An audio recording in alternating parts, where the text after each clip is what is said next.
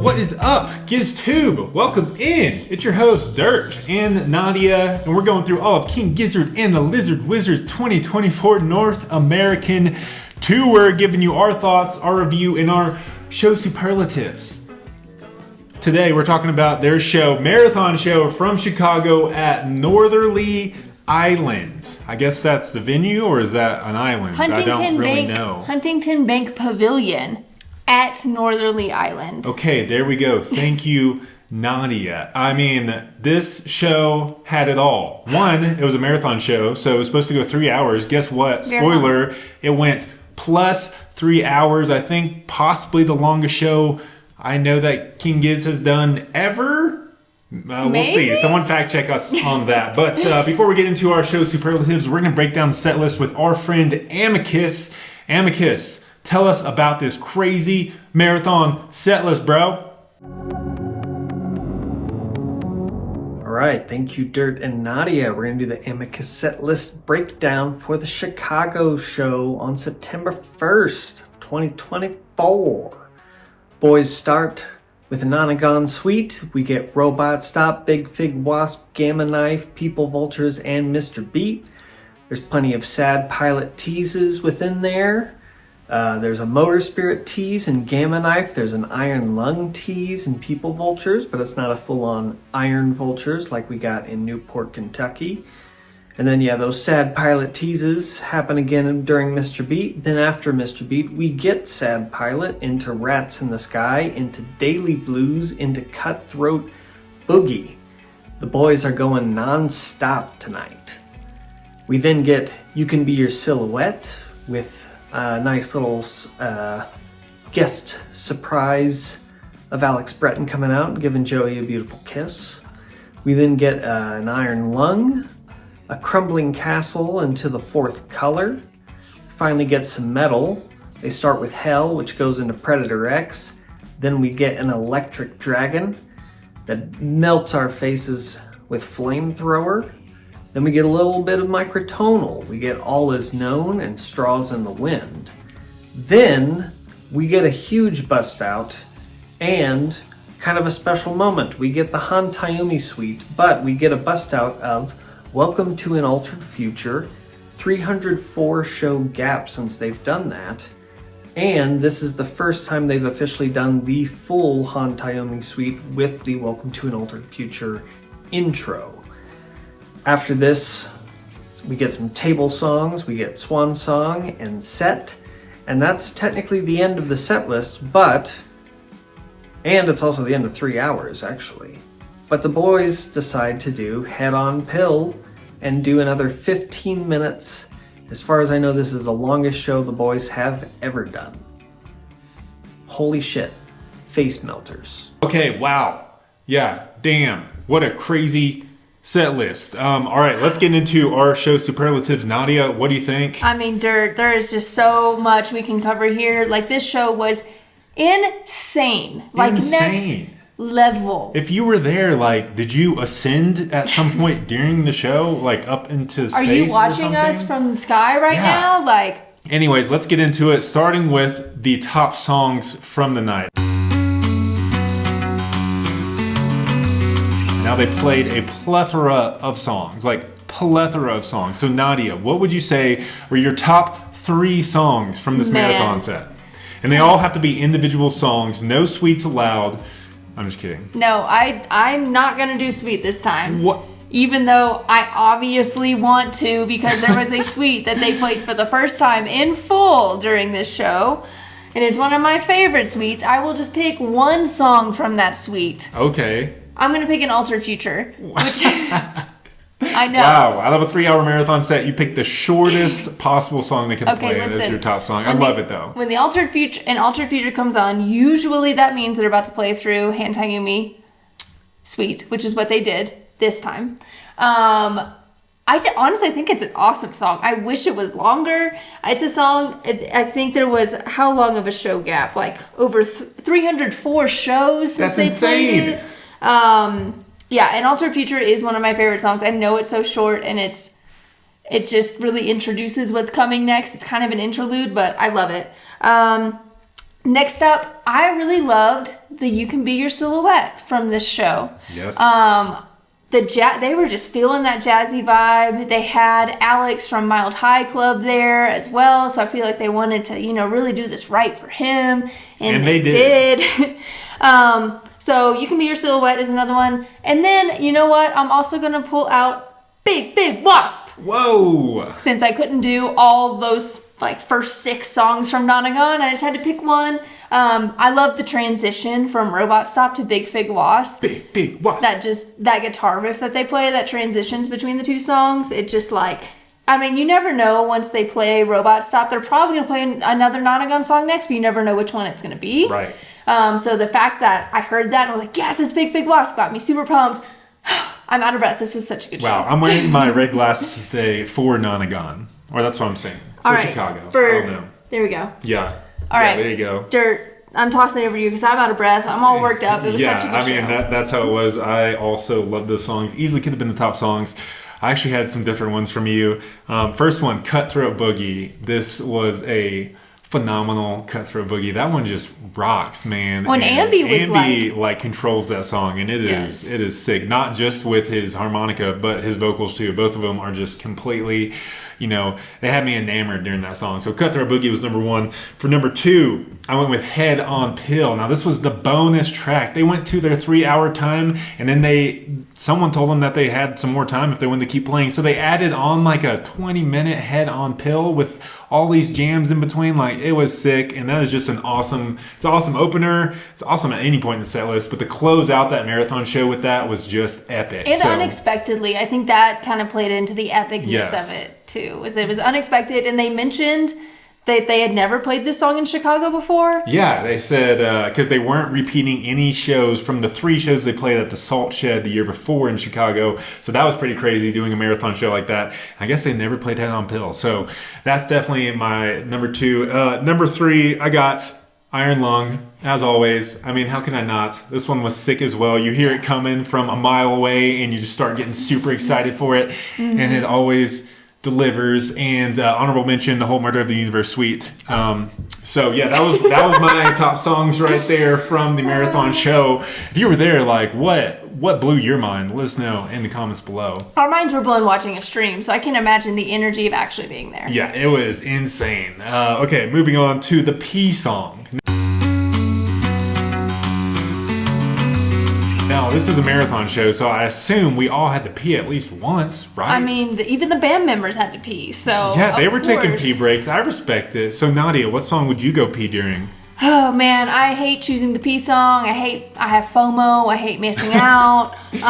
So I just tried to pick one in a part of the set where I felt like I would need to go pee. I chose All Is Known. I don't know. I'm going to go pee real quick during All Is Known.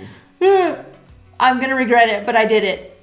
You know what? I actually almost had that one too, just based on where it was in the set list. Exactly. But I thought another good time that I would choose to go pee was during Sad Pilot. So right after they finished their whole Nonagon set to start the show, because I'm definitely not missing that, So I figured, after they got done with that would be a good little pause to run to the bathroom real quick. Okay. So Sad Pilot just kind of by default of where it fell in the set And list. you'll be sad because you missed that I'll be sad. I'll grab a beer and maybe grab Ambi one as well. All right, moving on to the best moment from this marathon show. We had almost 3.5 hours of moments. So how do you even choose what was the best moment? But Nadia, what was your favorite?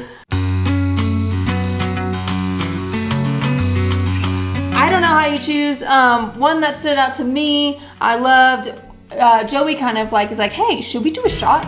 And they're all like, good job, yeah. Joey. So Ambi comes back on stage with a bottle of tequila. I love he walked over to Lukey, and Lukey just once again just slowly gets down on his knees and just has Ambi pour the shot in his mouth. I love it. Lukey just takes it. He does. He's just I'm going to keep playing, just pour that right in my mouth. He wasn't, but it'd be cool if he was just playing when he did it. I loved that moment. It was right before Straws, or it was in the beginning of Straws in the Wind. It was really cool. Okay, wow, yeah, that was a good moment. My moment also came during Straws in the Wind. Ambi just like disappeared into the crowd, and the band can't even find him at one point. They're like, where is he? And then all of a sudden he comes around the side of the stage, and he's got, what, a tall boy of Modelo? Like, did he just go buy that? Did he have to wait in line at the concession stand while he was singing? I wish I that. could have seen all this behind the scenes, because it would have been hilarious. But yeah, Ambi just coming back on stage after that pilgrimage to get a Modelo was my favorite moment from the show. My thought, because he does end up in the sound booth at one point, my thought is maybe he took it from someone in the sound booth. That's my hypothesis, but we will never know. It's going to be a mystery. Ambi, if you were there, if you're watching, let us know in the comments below. Okay, next up from the best moment, we have the best banter of the night.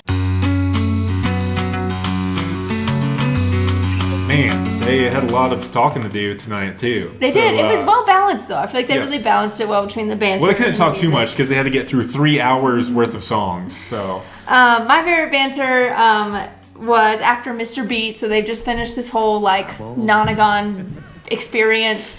And Ambi asked Joey about the logo on his shirt, and it's like a also just Joey's shirt in general. Like, what was that? I don't know. It's like a donkey brand or something, some sort of donkey brand. So then they get on this donkey kick, and Stu starts, like, he refers to the crowd as donkeys. He's like, all right, thank you, donkeys. Or he says, let's go, donkeys. You ready, donkeys? And then he says, thank you, donkey man. I think referring to their sound man. He just kind of gets in this, like, donkey theme and starts calling everyone donkey or donkey man or donkeys. And it's funny. It's just funny. They're so goofy and silly. It's funny.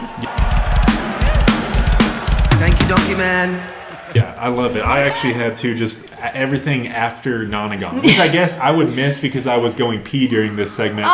But it was a good pee time. It was a good break between songs. But yeah, they all just start rambling, kind of silly about donkeys and all that.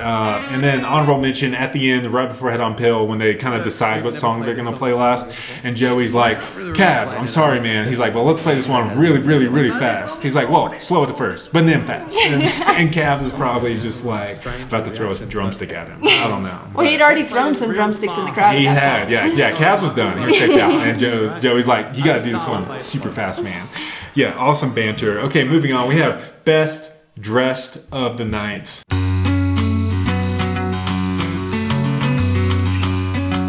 A new era is upon us. It has ended. Stu finally broke his streak. It was at 5 shows in a row he had worn that little white singlet, as Joey called it. But tonight, what did we get? Tonight, we got the pink jumpsuit, which will Looking become fresh. Another thing that we need to keep track of. Yes, spoiler alert, we're already going to have to start tracking how many shows in a row Stu wears the pink jumpsuit now, and we'll have a battle at the end of the tour between pink jumpsuit and white singlet. But I love that pink. I mean, we've complimented Lukey's jumpsuits before. I love that style, love that vibe. I love that Stu's wearing the pink one. Honestly, it looks great on him. Pink is his color. I'm pumped to see more of this. See more of the hot pink Stu. So is that your best dress? Yeah, it was my best dress. Of course. I went with a little more, just like a little add-on to that. I've talked about it before, but when Sue gets on the table, aka Nathan, he puts that bucket hat on with the pink jumpsuit, and then at some point someone throws a pig nose up on stage. That was my favorite dress of the night. Was Stu. It was a quick one, though. It was a quick one. He didn't leave. I think he saw he couldn't really sing very well with the pig nose on. But yeah, that little quick segment was my best dress. So good job, Stu. Finally broke the streak of the white singlet onto the pink jumpsuit era. Okay, last or not last, we got what is Cookie drinking? So irrelevant. It's a 3-hour show, so Cookie better be hydrating. Oh, you know what he's hydrating with. He's hydrating with a can of Pacifico. This time went for the can over the bottle. I wonder how and when they decide to do can or bottle, because it does seem to alternate.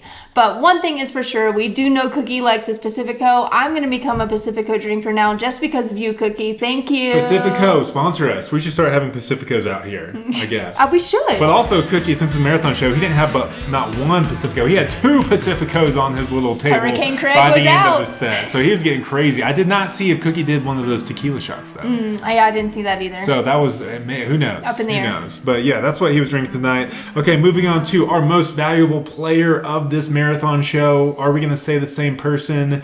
Who knows? Nadia, who would you give the MVP to?